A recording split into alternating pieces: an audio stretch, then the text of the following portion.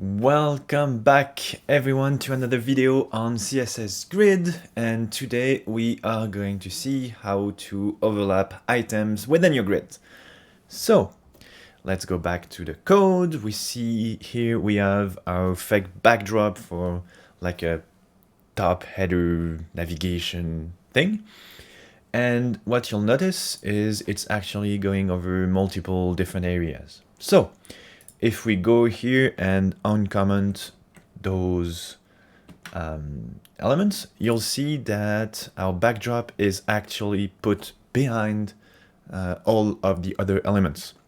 So first of all, you see you can overlap items. And second of all, we're going to see how to define who's in front and what's behind. So by default, like every other HTML element, like the Z index is defined automatically by who's declared first. So for instance, before is always declared before, so it's going to be behind, and then we have the header, navigation, and so on. If we wanted to change this, we can use the good old friend Z index, and let's say I want it to be 1, then we see that our fake backdrop is actually going in front. I can also go here and say -1, then it goes always behind. But I can also give him 1 and go for the header and give that header a Z index of 2.